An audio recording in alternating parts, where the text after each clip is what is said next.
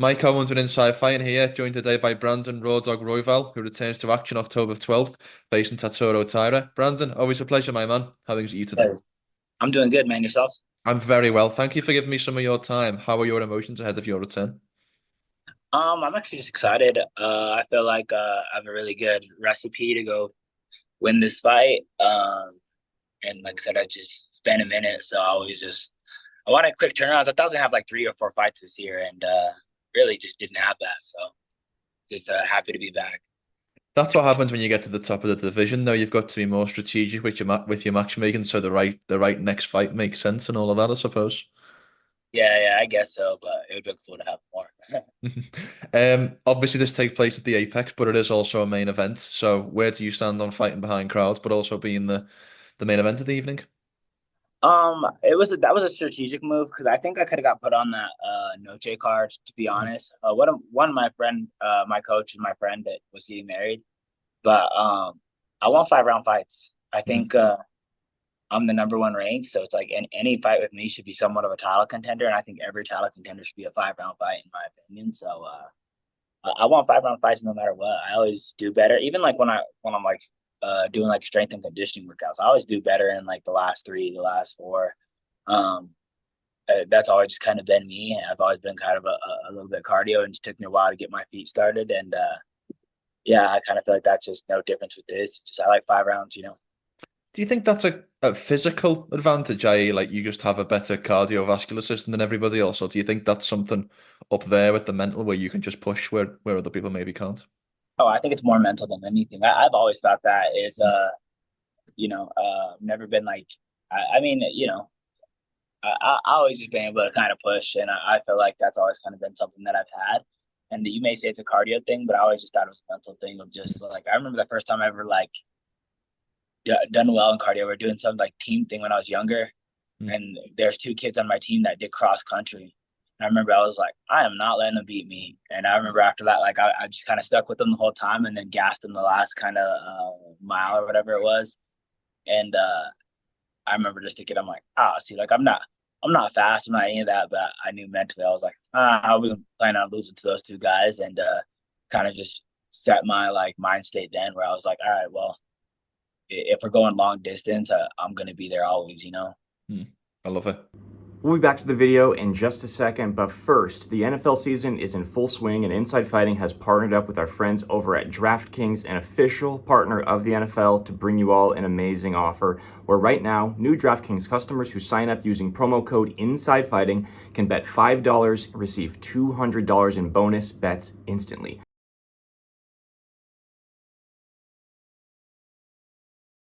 Obviously, you come off one of, if not the biggest win of your career back in February over Brandon Moreno when you got that number one ranking. Were you satisfied with the next name to Soro Taira? How did you feel about when this offer came through? I mean, I didn't really know who else I would fight. I Mhm. thought everybody in the top five. Amir Albazi would be an option, but I feel like Amir Albazi doesn't have any hype behind him. I feel like, and then also it's just like he was pretty much ghost every time I try to call him out or try to get a fight with him. So a little bit of that, but also it's just like I don't think Amir Albazi has hype behind him. I think everybody's pretty collectively as a whole, the MMA community believes that he lost his last fight, and all that being said, is just like I want someone with hype on their name, and Tatsuro Taira. I seen the odds pop out. It was only like maybe for like a couple hours, but it was like what's a plus 285 for a minute, and I was like, okay, see, this is like I get annoyed by that because I'm used to just being the underdog, and I thought sometimes it would change, but this is why I want that fight because I'm like he has a lot of hype behind him. He has a lot of people that believe that he's the future of the division, and myself included. But I just don't think his time is right now. How long's you been on your radar? I mean, I would say probably more recently than anything. I didn't. I've trained with him a lot of times, a handful of times, and I really just didn't expect me and him to be fighting this soon. I really didn't even think it was going to happen within the next few years. So it's kind of funny how quick things kind of come about, and but it's cool. It's good for him. It's good for me. I think, like I said, he has a lot of hype, and if he beats me, he gets a title shot, and if I beat him, I can steal some of that hype and just let people know and remind people who the fuck I am because it seems like every time I fight, motherfuckers forget. How did training with him come about? Is that through management? No, it was through me. I reached out to him. He Oh, was in Colorado. He trains in Colorado. He's in Colorado right now, so he'll do like a month in Colorado before he fights. And I've never really trained with any high level flyweights. I think most people I train with are 35ers, 45ers. And then I have Luis Goulet, but he's not in the UFC technically yet. And it was just I kind of reached out to him. I was like, hey, bro, like I do this here, I do this here. If you want to come train, like that'd be dope. And he came fall through, and it was pretty cool. Yeah, and it was just cool to kind of just get in rounds with somebody that's in the UFC and all the above. You know, when was that? Out of interest. I would say the last time I trained was probably like a year ago. Right, so fairly recently then. Yeah. I mean, yeah, a little recently. It also Mm. just like he stopped coming to the jiu-jitsu gym I train at, and then I mean, he's not in town all the time. You know, he only Mm. does like a month in Colorado, so probably been out here 3 months total over the last year. It's interesting you mentioned the odds there because I was thinking about your last couple of fights before we jumped on.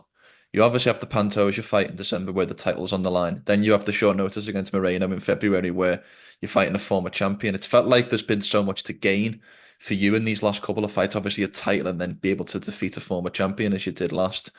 And then you're fighting a guy, you're the number one contender, and you're fighting a guy below you who maybe has more to gain off beating you than you maybe do off him. So is there a mental shift there, maybe going from hunter to hunted, if you will? No, I still feel like I'm the hunter. I still Mm. feel very much like I'm the hunter. I feel like I feel like I'm one of the more disrespected fighters too. So it's just like I Me always too. just feel like I walk with a chip on my shoulder and I always got something to gain. I always just I was talking to some kids yesterday. I like go and talk to like some schools sometimes where I talk to Mm. like kids that get in trouble. And I was talking to like a couple kids that get in trouble. And meanwhile, like a couple kids just got back from the principal's office and um they're all mad or whatever it is. And like my speech usually goes about like kind of following your dreams type of thing. And in their situation, it was just like they're all mad, pissed off at whoever. I don't know if it's a teacher or like a system that they called Pike, but they're mad at something called Pike. And when we got back, I was just like, bro, this is what kind of got me through is just a big fat I can go back in everybody's face, and I don't even need to put it in anybody's face. They just have Mm. to deal with it.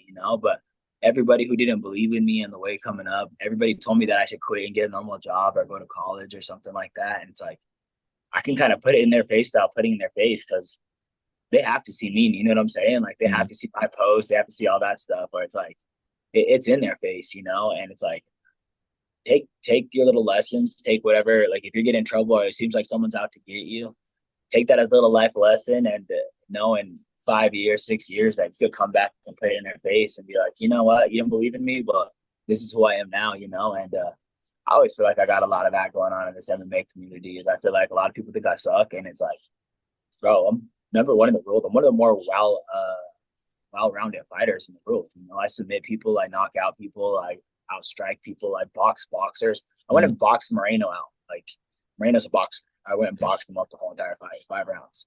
It's like I had him wrestling, and it's like that's supposed to be my game. You know what I'm saying? So it's just like I had Kai Kara France turn. I turned him into a wrestler. He's a knockout artist. He's wrestling. You know what I'm saying? So it's I'm beating people at their own game. I'm beating people out with their best at, and I feel like y'all don't want to put respect on my name. I'm just gonna keep taking it. And it's like I'm not going anywhere. I've literally been in the top five for my whole entire career in the UFC, fought nothing but top 10 opponents. It's like y'all can say as much as you want, but my resume speaks for itself. Where do you think that comes from? Because as you say, your resume speaks for itself. I don't see why anybody would put any disrespect on your name. I don't know, man, but I feel like I'm one of the more disrespected fighters when it comes to like my DMs or like when I get tagged on and all that shit. It's just like it's all disrespect. And I always get like a little bit of love, but it's like y'all are talking shit, but it's like you guys aren't fighting these big fights. You guys aren't fighting the top five of the world, the top 10 of the world, and winning. I've only have my only loss is against the champion of the division. So it's like you guys could talk all the shit in the world, but it's like it is what it is, and those are just facts.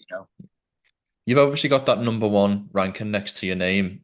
So technically you're the number one contender, but do you feel like with a win against Tyra, you get another title fight? Do you feel like you become the actual number one contender to fight for the belt, or do you think there's still be more work to do? I mean, I don't know. It just depends on who gets the title shot right now. It's like that's what I'm really confused about. Mm. It's like who's gonna fight Pantoja at this moment because Mm. I don't know who is. And it'd be interesting. But I know I keep winning, I'm pretty undeniable at a certain point. You know, if I have a win over the whole top five of the division. So it's like, if I beat Tyra, it's a win over the whole top five. Then what? You know, like how much more can you guys deny me? You know? It feels like it's very, very quiet about what's next for Alexandre Pantoja. It doesn't feel like we hear much, considering his last fight was in May, so coming up to 5 months ago. Have you heard any rumors about who you think it should be next? I mean, I thought it was Kaya Sakura. I thought that Mm. was who the next fight was going to be, and I was like, you know, if I win this fight, it's going to call it Pantoja or Kaya Sakura. And but I mean, I still have never heard anything. So it's like, maybe I'm just starting these rumors myself. How would you feel about a guy getting a title shot on his debut from another organization? I don't give a shit. As long as it doesn't really affect my road, you know, it'd be dope if he wins, because if he wins, I for sure get the next title shot. So, in my opinion, I don't really care. I just trying to get in where I fit in there. You know what I'm saying? So, I think if he wins and beats Alexandre Pantoja, which I think is a strong possibility, then I could go fight Kaya Sakura. And I don't know, man. I grew up watching like um all prides and all that stuff, and be like, it's fucking a dream come true to go fight in Japan. Like that would be sick if he beats Mm. Pantoja and I get to go do a main event and fight for a belt in Japan. That would be the sickest shit ever, in my opinion. That would be incredible. That would be incredible. Um, it is interesting though, because as I say, we're not hearing much about Pantoja at the moment at all. If it almost feels like your fight against Tyra and the recently booked Brandon Moreno versus Amir Abazi fight at UFC Edmonton, it almost feels like they're two semi-finals, and whoever impresses most out of you four guys might get the next shot out of Asakura. Do you see it in those terms? Like, not only are you facing Tyra, but you also need to impress more than those guys in the Edmonton main event. Yeah. I mean, I just, I mean, I don't think Brandon Moreno stands a shot. I think he lost his last two fights, but I think Amir Albazi is not that impressive, so I'm not really too concerned. I'm gonna be honest. I've never really just been like blown away by Amir Albazi's performances, so I mean, I don't really give a shit. I'm just going in there to kind of make a statement myself and try to put a highlight reel out there, and you know, just show my worth. You know, I just want to show my worth more than anything. Who do you think wins that one? Between Brandon Abazi and Moreno, Moreno? I have no clue, honestly. It's weird because both those guys are like pretty like Moreno's took some time off, maybe not the most time off, but he's taken some time off, maybe like 7 months off. So it's like I wonder what he's been doing in between then. I assume he's been training, but and then I don't know when Amir Albazi's last fought. Probably like a year and a half or maybe even 2 years ago, huh? It was the Kai Kara France, which was June June, yeah. 23. Yeah, so it's been a while that since both of them fight. So it's just I don't know what they've been up to. I assume they've both been training hard, but that being said, is like you never really know how he's recovering from the injury, what Moreno's up to in his mind state's like. So I'm more interested in anything too, you know. A lot of questions there, as you say. I feel like Yeah, as I've never been well. to Canada. That'd be actually cool to go to, huh? I think you should get there. You should get there in That'd be case sick, huh? in case you want to do a face-off or something like that. Yeah, get in someone's face. I mean, I would never mind that. I feel like that win in February in Mexico City was so big for you though, because it's obvious in terms of name value, it's the biggest win of your career, but also to do what you did on short notice, and also how the fight played out and kind of take over late over the back stretch, especially you being in on short notice. How Yeah. big do you think the Brandon Moreno win back in Mexico City was for you? Oh, and it's super for my mind state too, just because Mm. I hurt, like I said, I hurt myself pretty bad early on into the fight. The first 2 minutes, I tore my MCL. And I was pretty uncomfortable the first two rounds on it. Like I wasn't stepping on it nicely. And then my mind state going before the fight was just like I lost to Alexandre Pantoja, winning that bout with my teams. And I'm not even gonna lie, like I think it was a 2 month turnaround between the Alexandre Pantoja fight and the Moreno fight. The first month I just sat around moping, pissed. I didn't go to training. I didn't go inside the gym. I didn't watch any fights. I was just fucking moping around. And you know, my mind state or my mind my mental state wasn't really that good at that moment. You know, so what really got me out of bed is, you know, them offering me this Brandon Moreno fight. And I remember like I'm sitting there on the fucking couch with, you know, like a couple people, and they offered me this fight, and I'm like, fuck yeah, I'll take it. And I remember everybody around me like, dang, you just said yes that quick. And I'm like, yeah, for sure. It's a main event. It's in someone's their country, their hometown, and it's like those are moments I live for, you know what I'm saying? And that was enough to just like wake me up, and I'm like, I need to go fucking do something, you know, and I Mm. need to get out of here. And was a moment where I was like, all right, I don't need to be sad anymore. Like I got bigger problems right now, you know? Because I remember when we caught up before that fight, and I sensed a little bit of a change in you. It felt like there was just something slightly different. Was there something different in your mentality going into that one? I mean, a little bit, a little bit. It was just more like I just needed to. I definitely just needed to get out of like my head. You know what I'm saying? So Mm. it was more just anything. Just I needed to keep my mind busy. I have to ask you as well before we finish. There was a fantastic video you put out on your social media. I think it was the start of August, and it was a video of you either driving or sat behind the wheel of a car, and you were talking about your mental state. I think the caption on the video is "Married to the game." Can you just talk to a little bit about people who haven't seen that video, what your kind of sentiment I was in that mean, video? Because I thought it was just so cool having watched it back earlier. yeah, yeah. I wish I kind of had some of it memorized, but I just mean like I sacrificed a lot to be here, and I know everybody sacrifices a lot to be here, but like I sacrificed a shit ton. Like I was literally like off 3 hours of sleep, waking up every day and just grinding, you know, and trying doing anything I could to make this come true. And I feel like well, when I got signed to the UFC, you know, and this is what I was telling these kids yesterday too, is just like, you know, sometimes the people closest to you are the ones that don't believe in you. It's like they're not doing it from a place of hate, but it's just like they're like, you got to be safe, you know, you got to take the safest route possible. Like nobody sees anybody making their dreams come true because it's rare that people go for it. So it's like I think most people are just like, yo, get a job, like play safe, like work a normal 9 to 5 type thing, and that's how life's done, you know. So I think you get discouragement from that side, but it was just like I didn't I, I couldn't rest on that. You know what I'm saying? Like I definitely just needed to go for it, man. And I'm glad I did, but it's just like, you know, I just feel like people see that, you know, people see the fights, people just don't see what goes into it, man. And Mm. I always say this, and it's also something I said yesterday too. It's just, you know, I was just planting seeds. Like I was planting a seed and just watering it and trying to give it sunlight and nurture it as much as possible. And I get signed to the UFC and I get put in the top 10.